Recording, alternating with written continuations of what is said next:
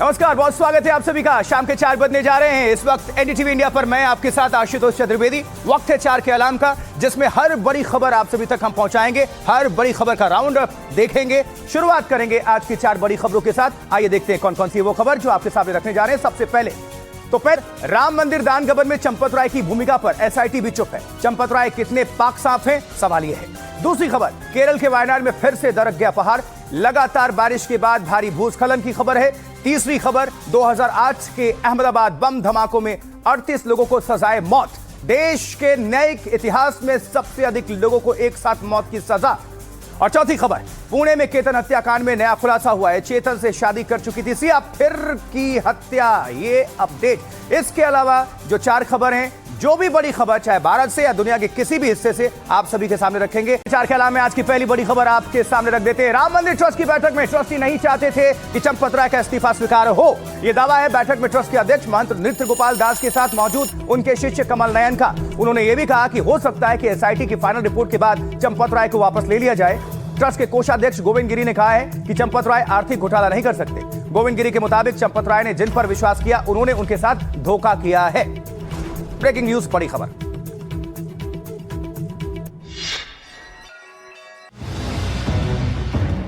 राम मंदिर में चोरी का नेटवर्क चंपत राय के ड्राइवर रामशंकर यादव उर्फ टिन्नू यादव की देखरेख में चल रहा था।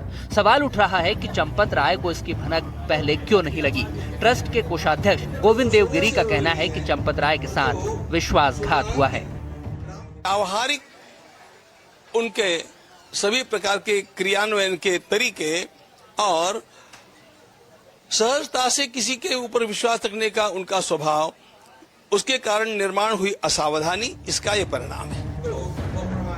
गोविंद गिरी का मानना है कि वो 3 दशक से चंपत राय को जानते हैं और चंपत राय व्यक्तिगत तौर पर निर्दोष हैं। जैसे ही उन्हें गड़बड़ी की जानकारी मिली, उन्होंने जांच शुरू कर दी। इसकी जानकारी हमारे माननीय चंपत राय जी को 4-5 तारीख को हो गई थी और उन्होंने अपने निजी स्तर पर उसकी जांच करना आरंभ कर दिया था। गोविंद गिरी का कहना है कि वो खुद कोषाध्यक्ष के तौर पर अकाउंट में जमा पैसे की निगरानी करते थे। दान गिनने से लेकर जमा करना उनकी जिम्मेदारी में नहीं था। हुंडी को गिनना और उसको जमा करना, इसके साथ आरंभ से मेरा कोई भी संबंध नहीं रहा। तो गोविंद गिरी का कहना है कि दान पात्र यानी कि हुंडियों की जिम्मेदारी उनकी नहीं थी। एसआईटी जांच के मुताबिक हुंडियों की चाबियां टिन्नू यादव के पास थी, वो भी बिना किसी लिखित आदेश के। एसआईटी की जांच में टिन्नू यादव को लेकर कई बड़े खुलासे भी हुए, जैसे दान चोरी मामले में टिन्नू यादव अहम किरदार है। टिन्नू यादव ने चंपत राय के साथ विश्वासघात किया। महासचिव का करीबी होने के चलते दखल उसका बढ़ा। मंदिर ट्रस्ट में बतौर ड्राइवर आया था ये टिन्नू यादव। बाद में टिन्नू ने ट्रस्ट में अपनी गाड़ी लगवा दी। दान चोरी करने वालों से कमीशन लेने लगा। टिन्नू की देखरेख में चोरी का नेटवर्क एक चलता रहा। टिन्नू यादव के आर्थिक नेटवर्क की जांच जारी है। टिन्नू के संपर्क में कौन कौन था, इसकी जांच चल रही है। तो टिन्नू के प्रॉपर्टी डीलर से भी संपर्क की भी खबरें हैं और वो भी जांच के दायरे में है। टिन्नू के करीबी रिश्तेदारों के वित्तीय लेन देन की भी जांच चल रही है। तो सवाल यह है कि क्या राम मंदिर दान गबन में एसआईटी की रिपोर्ट में टिन्नू यादव के सिर पर ही पूरा ठीकरा फोड़ा जा सकता है और चंपत राय बच सकते हैं? यह सवाल लगातार पूछा जा रहा है। इस बीच एसआईटी रिपोर्ट ने ट्रस्ट के सदस्य पद से इस्तीफा देने वाले अनिल मिश्रा की भूमिका पर गंभीर सवाल उठाए हैं। जहाँ तक बात है माननीय चंपत जी की, हर व्यक्ति जानता है, अयोध्या के जितने भी नागरिक हैं सब प्रशंसा कर रहे हैं, बहुत कुछ किया है, चोर चंडाल नहीं है। उनके मुताबिक सभी ट्रस्टी नहीं चाहते थे कि चंपत राय का इस्तीफा स्वीकार किया जाए, लेकिन वरिष्ठ सदस्य परासरन ने कहा कि देने के बाद इस्तीफा स्वीकार मान लिया जाता है। हो सकता है हम लोग ये रिपोर्ट के बाद चंपत जी को फिर वापस लें कार्य में। बहुत कुछ किया है उन्होंने। खास बात यह है कि एसआईटी रिपोर्ट चंपत राय की भूमिका पर चुप है। उन पर कैश प्रबंधन की जिम्मेदारी थी, जिसमें वो प्रभावी नहीं थे। उन्होंने बैंक के साथ एसओपी तैयार की, लेकिन दान की गणना में एसओपी का कभी पालन नहीं हुआ। कर्मचारियों की तलाशी बिल्कुल प्रभावी नहीं थी। जेब रहित यूनिफॉर्म लागू नहीं हुई। निजी सामान अंदर ले जाने पर रोक नहीं थी। बायोमेट्रिक व्यवस्था भी प्रभावी नहीं रही। सीसीटीवी का उपयोग केवल रिकॉर्डिंग तक सीमित रहा। एसआईटी की अंतिम रिपोर्ट 15 जुलाई को आनी है, जिसके बाद ये साफ होगा कि अनिल मिश्रा सिर्फ लापरवाह थे या अपराध में भागीदार भी थे। देखिए, एसआईटी की जिस रिपोर्ट ने राम मंदिर ट्रस्ट ने सबको सामने रखा है, उसमें साफ जिक्र है, उसमें सीसीटीवी में कम से कम 70 बार दान के पैसों की चोरी होती दिखी है। इस पूरे मामले में एसआईटी अब दान के बाद खर्चों की भी जांच कर सकती है और कई जगह खर्चों में भी गड़बड़ी का शक है। राम मंदिर दान गबन की जांच कर रही एसआईटी ट्रस्ट के खर्चों की भी जांच करने जा रही है, क्योंकि उनमें अनियमितता का शक है। सबसे ज्यादा पैसा यानी 125 करोड़ रुपए प्राण प्रतिष्ठा के आयोजन में खर्च हुए। इसी बीच एसआईटी की अंतरिम रिपोर्ट में कहा गया है कि चोरी का पहला बड़ा सबूत सीसीटीवी में ही मिल गया है। सीसीटीवी की रिकॉर्डिंग 27 अप्रैल से 5 जून 2026 तक मिल गई है। जब सीसीटीवी फुटेज को ध्यान से देखा गया तो करीब 70 बार दान की चोरी होती हुई दिखाई दी। पता चला कि कई कर्मचारी दान गिनते वक्त नोटों को अपनी जेब, जूते और कपड़ों में छिपा रहे थे। इस दौरान कुछ अन्य आरोपी कैमरे की नजर से बचाने या उन्हें आड़ देने की कोशिश करते दिखे। ट्रस्ट के अलग अलग फुटेज में भी संदिग्ध गतिविधियां नजर आई, जैसे कर्मचारी दान गणना के कमरे में अपने मोबाइल और निजी सामान लेकर जाते थे। कर्मचारियों के प्रवेश और निकासी के दौरान उनकी तलाशी नहीं ली जाती थी। एसआईटी ने कहा कि ये प्रथम दृष्टया चोरी का स्पष्ट प्रमाण है। दान की इस चोरी में 6 मुख्य आरोपी अविनाश शुक्ला, अनुकल्प मिश्रा, लवकुश मिश्रा, मनीष यादव, करुणेश पांडे और रमाशंकर मिश्रा शामिल थे। सारी चोरी टिन्नू यादव की देखरेख में होती थी। एसआईटी ने अपनी 9 पन्ने की रिपोर्ट में प्रमुख आरोपी अविनाश शुक्ला को लेकर कई खुलासे किए हैं। आरोपी अविनाश शुक्ला से पूछताछ में कई अहम खुलासे हुए। अविनाश शुक्ला ने दान चोरी की बात स्वीकार की है। पुलिस की पूछताछ में आरोपी अविनाश ने कबूल किया है दोस्तों और निजी शौक पर खर्च किए चोरी की रकम। परिवार और दोस्तों पर 19 लाख रुपए खर्च किया। भाई की शादी में करीब 6 लाख रुपए खर्च किए। दूसरे भाई को 5 से 6 लाख रुपए दिए। गर्लफ्रेंड को गिफ्ट किया महंगा आईफोन। गर्लफ्रेंड को करीब 2.5 लाख रुपए ऑनलाइन दिए। जांच एजेंसियों ने बैंक खातों और लेन देन की पड़ताल में वो लगी हुई है। संबंधित संपत्तियों और निवेश की भी जांच चल रही है। इस बीच जांच टीम चोरी की रकम की पूरी कड़ियों को खंगालने का काम कर रही है। आगे बढ़ते हैं। और इस पूरे मामले पर कांग्रेस और समाजवादी पार्टी, भारतीय जनता पार्टी पर हमलावर है लगातार। ऐसे में आज उत्तर प्रदेश के मुख्यमंत्री योगी आदित्यनाथ ने दोनों पार्टियों पर पलटवार किया और कहा कि उन्हें इस मुद्दे पर बोलने का हक नहीं है। योगी आदित्यनाथ ने वक्फ की संपत्ति के नाम पर गरीबों की संपत्ति की लूट पर चुप रहने का मुद्दा भी उठा दिया।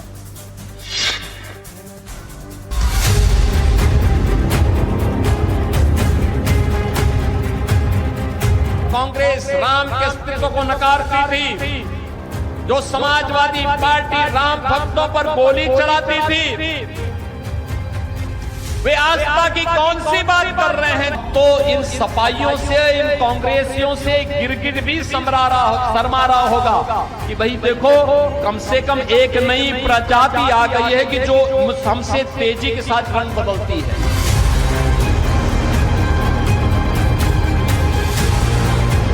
इसमें तो करोड़ों लोगों के आस्था पर टिके, तो बड़े मामले इस तरह से रफा दफा किया जा रहा है। जिस कथित चोरी पर तुम हिंदू आस्था पर खिलवाड़ कर रहे हो, एक भी बार बताओ वक्फ के नाम पर हजारों हेक्टेयर लैंड प्रदेश में भी और देश के अंदर भी बेची गई। तो चुनिंदे लोगों ने वक्फ के नाम पर उस लैंड का वारा न्यारा किया है। एक भी बार कांग्रेस और समाजवादी पार्टी बोली। और अब आगे बढ़ते हुए इस वक्त शाम 4 बजे की 4 बड़ी खबर यानी 4 बिग न्यूज कौन कौन सी है आपके सामने रखते हैं। देखिए, दुनिया के सबसे बड़े मुस्लिम देश इंडोनेशिया ने प्रधानमंत्री नरेंद्र मोदी को दिया सर्वोच्च सम्मान। पीएम बोले दोनों देशों की दोस्ती का नया अध्याय शुरू। थोड़ी देर में इंडोनेशिया की संसद को भी संबोधित करेंगे प्रधानमंत्री।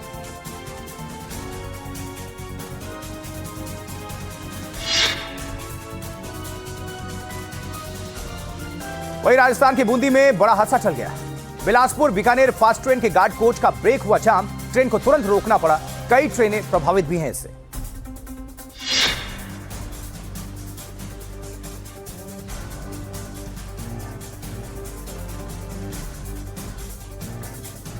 इधर दिल्ली एनसीआर में मौसम ने करवट बदली है।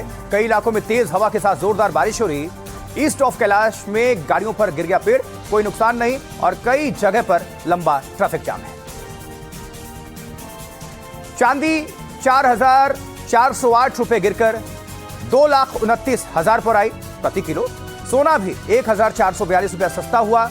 जून में चांदी 38,000, सोना 15,000 गिरा है। आगे बढ़ते हैं अगली खबर।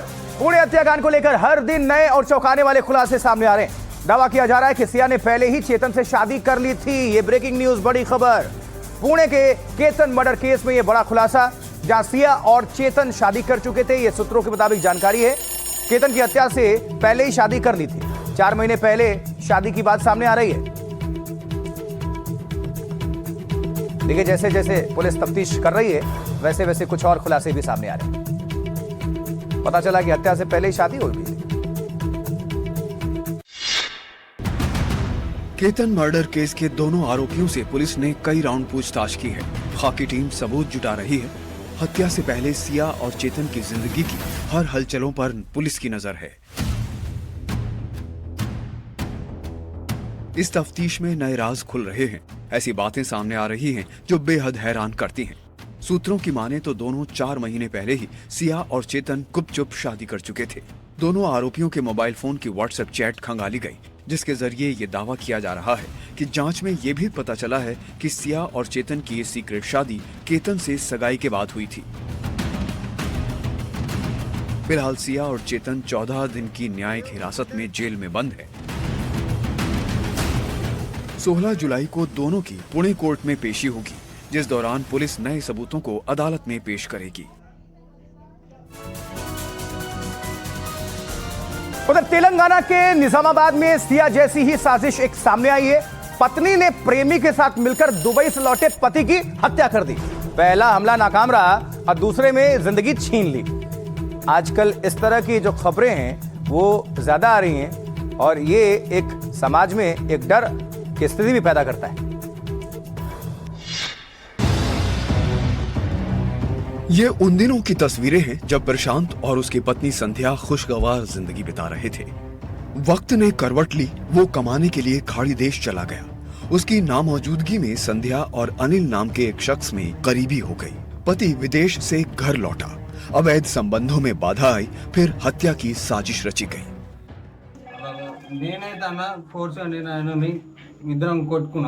మేము కొట్టుకున్నాక వైఫ్ ఆమ్లెట్ తీసుకొచ్చిందా ఆమ్లెట్ తీసుకొచ్చినాక తర్వాత ఇక నేను కొద్దిగా ఆయన కొద్దిగా ఫోర్స్ ఇట్లా ముందరికి వచ్చేసాం ఇక నేనే లేపేసాను।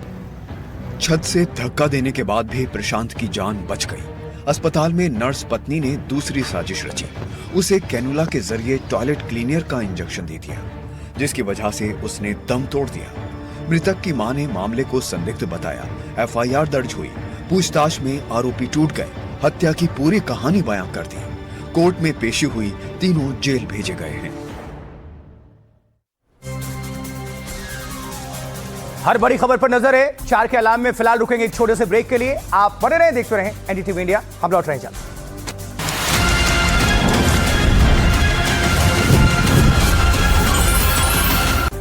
ब्रेक के बाद 4 के अलार्म में बढ़ते हैं आगे। एनडीटीवी इंडिया देख रहे हैं आप, मैं आपके साथ आशुतोष चतुर्वेदी। एक खतरनाक तस्वीर। केरल के वायनाड में भयानक भूस्खलन हुआ। अब तक 5 लोगों के मारे जाने की खबर है। कई लोग इसमें घायल हैं। कई लोगों के मलबे में दबे होने की भी खबर है। ये देखिए जरा, भयानक सीसीटीवी फुटेज है। वायनाड में रेस्क्यू ऑपरेशन इस वक्त जारी है। मौके पर एनडीआरएफ और एसडीआरएफ की टीमें मौजूद हैं। दिखाइए जरा। ये मौत का मलबा है और इनको देखिए बिल्कुल छू कर निकला। एक महिला पुरुष आपको नजर आ रहे हैं। ये देखिए, भगदड़ मच गई वहां।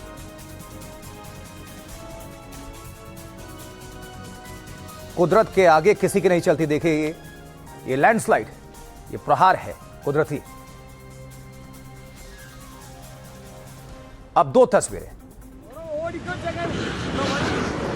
जो पहली तस्वीर देख रहे हैं, ऊपरी हिस्से से भी पूरा जो कैमरा कैद है, पहाड़ से किस तरह से पूरा मलबा यानी लैंडस्लाइड हुआ। दूसरी तरफ ये हिस्सा आप देख रहे हैं जो सीसीटीवी में कैद है।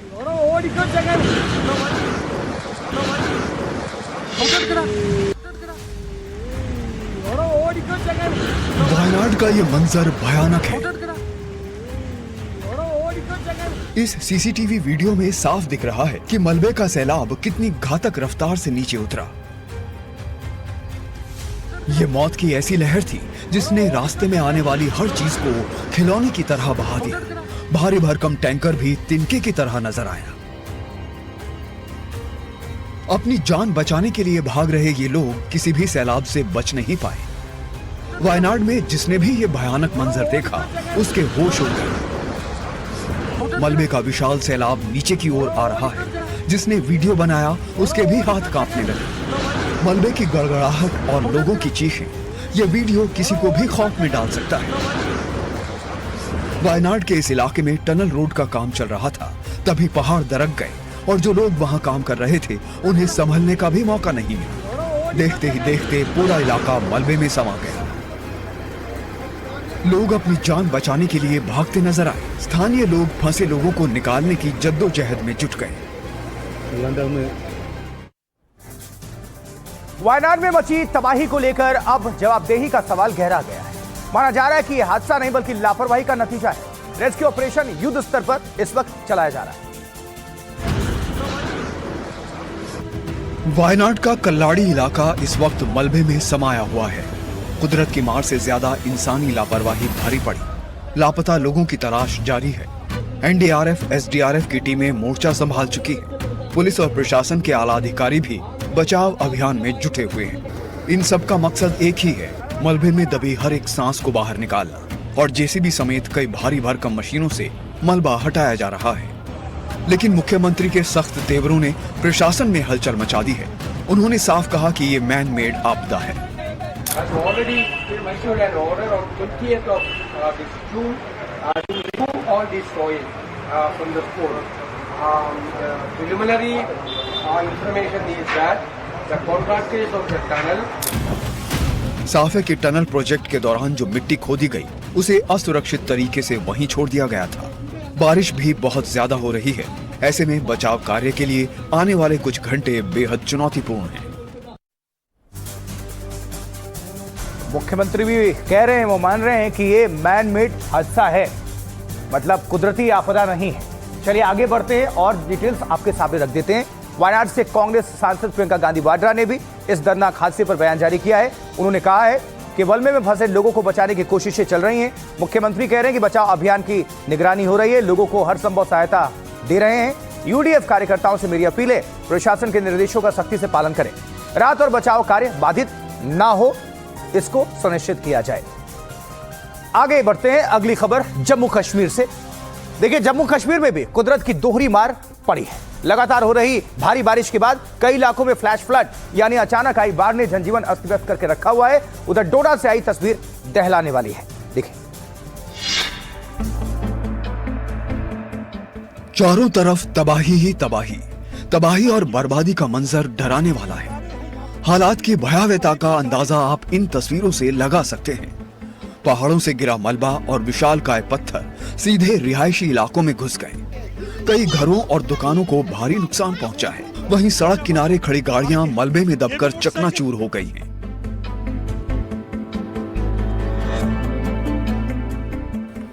सबसे ज्यादा खराब स्थिति डोडा से सामने आई है। आप देख सकते हैं कि किस तरह पहाड़ का एक बड़ा हिस्सा टूटकर गिरने से मलबे का ढेर बन गया है। डोडा की एक दवा दुकान के अंदर की ये तस्वीरें देखिए। बड़े बड़े पत्थर दुकान के काउंटर और सामान को चीरते हुए अंदर तक पहुंच गए। हर तरफ तबाही का मंजर है। फिलहाल प्रशासन और बचाव दल मौके पर मौजूद हैं। मलबे को हटाने और फंसे हुए लोगों तक मदद पहुंचाने का काम युद्ध स्तर पर जारी है। प्रशासन ने लोगों को एहतियात बरतने और नदी नालों से दूर रहने की अपील की है। उधर महाराष्ट्र में तो बादल ऐसे बरसे हैं कि कई इलाके पानी में समा चुके हैं, जलमग्न हैं अधिकतर इलाके। मुंबई और उसके उपनगर पानी पानी हैं। सड़कों से लेकर रेलवे ट्रैक तक पानी में इस वक्त समाये हुए हैं, देखिए।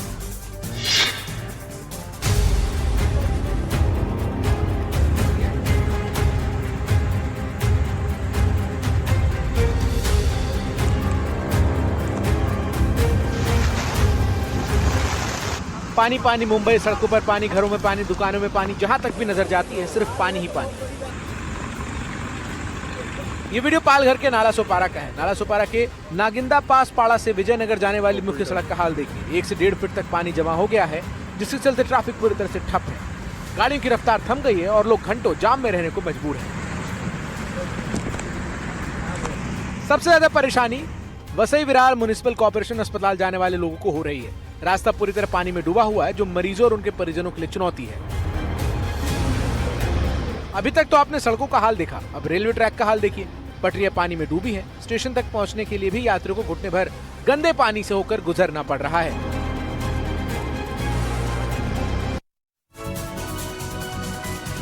देखिए, महाराष्ट्र के नासिक का भी बहुत बुरा हाल है इस वक्त, और कुदरत का ऐसा रौद्र रूप है कि जीवन अस्त व्यस्त है और शहर की रफ्तार बिल्कुल पानी की वजह से थम सी गई।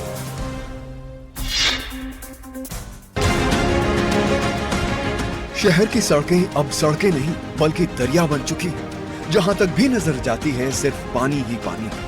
हालात इतने बदतर हैं कि कई इलाकों में पानी घरों की निचली मंजिलों और दुकानों के अंदर तक घुस चुका है। लोग घरों में कैद रहने को मजबूर हैं।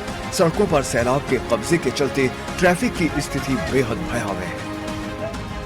खतरे की बात यह है कि रुक रुक कर हो रही इस मूसलाधार बारिश के पीछे बादल फटने की आशंका जताई जा रही है, जिससे प्रशासन की चिंता बढ़ गई है।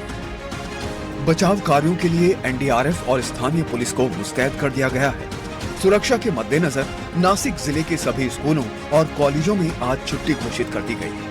प्रशासन ने नागरिकों से अपील की है कि बेहद जरूरी ना हो तो घरों से बाहर ना निकलें और निचले इलाकों में रहने वाले लोग सुरक्षित स्थानों पर चले जाएं। नासिक के इस जल प्रलय पर हमारी नजर लगातार बनी हुई है।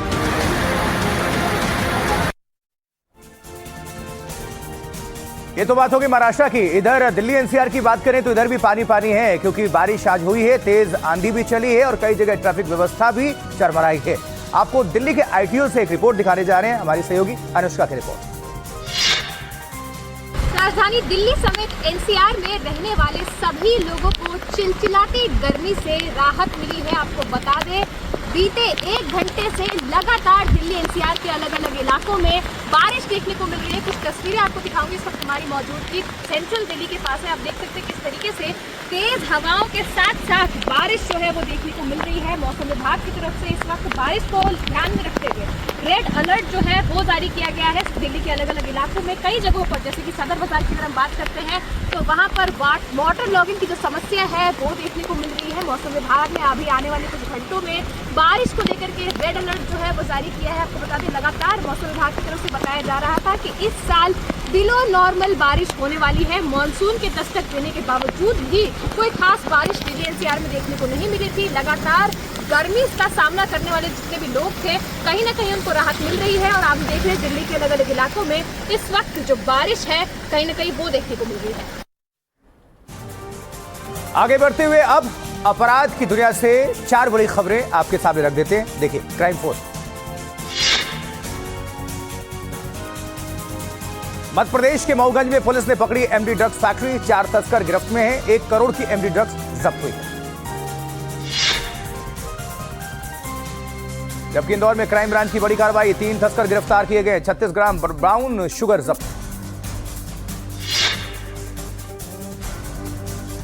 मथुरा के जुनई गांव में स्कूटी हटाने को लेकर 2 पक्षों में विवाद, जमकर चले ईंट पत्थर, फायरिंग भी हुई।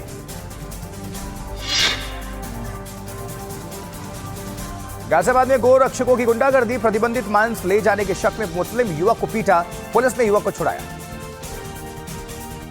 आगे बढ़ते हुए उत्तर प्रदेश के अयोध्या से खबर, क्योंकि अयोध्या पुलिस को 3 आरोपियों को मिला 1 दिन का रिमांड। अयोध्या पुलिस ने जेल में बंद 3 आरोपियों अनुकल्प, लवकुश और करुणेश को 7 दिनों की पुलिस कस्टडी की मांग की थी। कोर्ट ने इन तीनों आरोपियों को 1 दिन का पीसीआर यानी पुलिस कस्टडी रिमांड दे दिया है।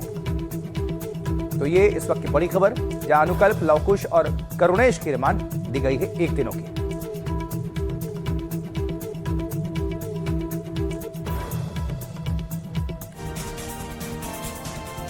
आगे बढ़ते हुए बड़ी खबर गुजरात से, क्योंकि गुजरात हाईकोर्ट ने 2008 के अहमदाबाद बम धमाकों में 38 दोषियों को मौत की सजा पर मुहर लगा दी है। इस मामले में 2022 के निचली अदालत के फैसले को हाईकोर्ट ने सही ठहराया है और 2008 के अहमदाबाद बम ब्लास्ट में 56 लोग मारे गए थे, 200 लोग घायल हुए थे। अभियोजन पक्ष ने यह साबित किया ये धमाके गोधरा दंगों का बदला लेने की मंशा से किए गए थे। भारत के इतिहास में पहली बार एक साथ इतने लोगों को सजाए मौत सुनाई गई है। 26 जुलाई 2008 की शाम अहमदाबाद तब थर्रा उठा था जब एक साथ कई इलाकों में बम धमाके होने लगे। इन धमाकों में 56 लोग मारे गए, 200 से ज्यादा लोग घायल हो गए।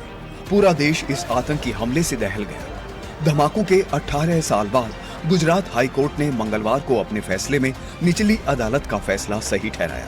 49 में से 38 दोषियों को मौत की सजा और 11 दोषियों को उम्र कैद की सजा पर मोहर लगा दी। निचली अदालत ने 2022 में अपना फैसला सुनाया था।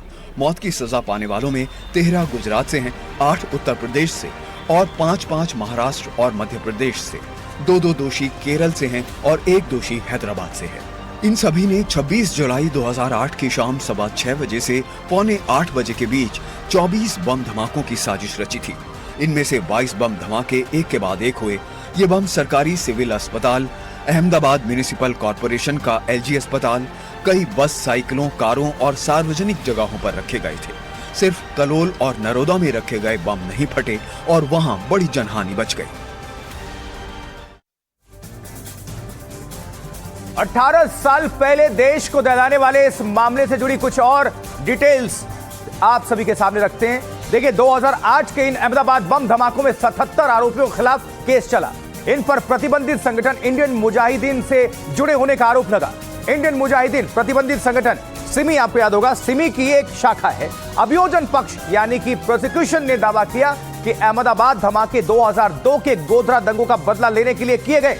आरोप लगा कि इनका मकसद गुजरात की चुनी हुई सरकार को गिराना था। इस मामले में फैसले के साथ पहली बार इतनी बड़ी तादाद में मौत की सजा हुई है। भारत के न्यायिक इतिहास में पहली बार एक साथ 38 लोगों को मौत की सजा सुनाई गई है। सजाए मौत, फांसी। इससे पहले सबसे अधिक लोगों की मौत की सजा राजीव गांधी हत्याकांड में दी गई थी। 1998 में तमिलनाडु की टाडा कोर्ट ने 26 दोषियों को सजाए मौत सुनाई थी। खबर महाराष्ट्र है। महाराष्ट्र में केमिकल मिला दूध बनाने वालों पर शिकंजा कसा गया है। आरोपी दूध में खतरनाक केमिकल्स मिलाकर बेच रहे थे। पुणे समेत कई शहरों में छापेमारी की गई। पुलिस और FDA ने 13 आरोपियों को गिरफ्त में लिया है। तो ये बड़ी खबर। आजकल देश में खाद्य पदार्थों में जिस तरह से मिलावट का धंधा बढ़ रहा है, लोगों की तबीयत खराब होती है, उनके स्वास्थ्य के साथ खिलवाड़ होता है सिर्फ अपना मुनाफा बढ़ाने के लिए। लेकिन ये शिकंजा कसा है। ऐसे सिंडिकेट का खुलासा हुआ है। अब उन पर एक्शन।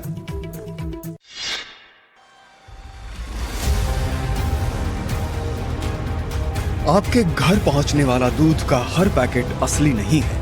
ज्यादा कमाने की चाह में जहर का कारोबार हो रहा है। पाम ऑयल, शैम्पू, डिटर्जेंट और केमिकल मिलाकर नकली दूध तैयार किया जा रहा है। पुलिस और FDA की टीम ने पुणे के अलावा अकलूज, अहिल्यानगर, सिल्लोड और सांगली में भी छापेमारी की।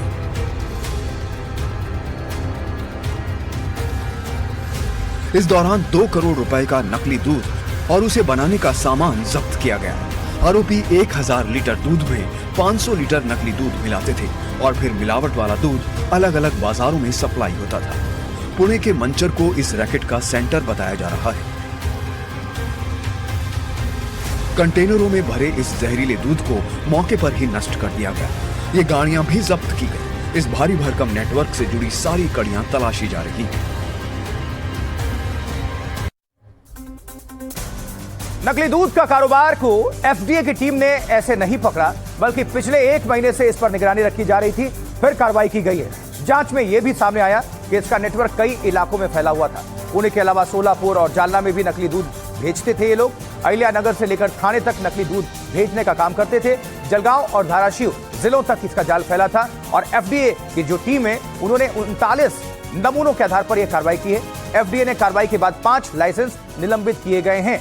बल्कि इसको जरूरत है पूरे देश भर में चलाने की, क्योंकि कई हिस्सों में ही आपको भी पता होगा ऐसी चीजें चलती हैं जो बार बार सवाल खड़े करते हैं और लोगों के स्वास्थ्य के साथ खिलवाड़ करते हैं। आगे बढ़ते हैं। अब अगली खबर ईरान, क्योंकि ईरान अपने सर्वोच्च नेता के निधन का शोक मना रहा है। इस वक्त हर आंख नम है वहां पर, जनता आक्रोशित भी है और देखिए पूरा ईरान इन्हें आखिरी विदाई देने सड़कों पर उतर रहा है। अली खामनेई की शव यात्रा ईरान के कोम शहर पहुंच चुकी है और यहां जमकारान मस्जिद में जनाजे की नमाज हुई है। इस दौरान सड़कों पर लाखों लोग मौजूद रहे हैं। 8 जुलाई को खामनेई का शव इराक के नजफ और करबला लेकर जाया जाएगा।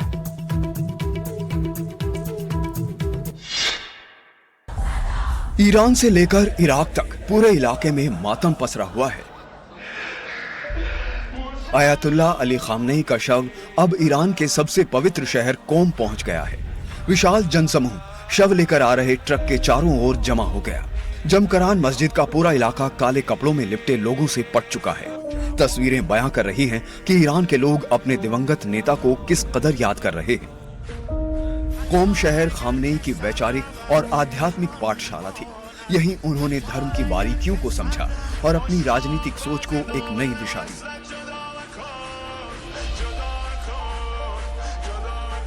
इसी शहर ने उन्हें एक साधारण छात्र से ऐसे क्रांतिकारी नेता के रूप में ढाला जिसने आगे चलकर इस्लामिक क्रांति की नींव रखने में अहम भूमिका निभाई। इस सफर का अगला पड़ाव नजफ और करबला होगा और आखिर में मशहद शहर में सुपुर्दे खाक किया जाएगा।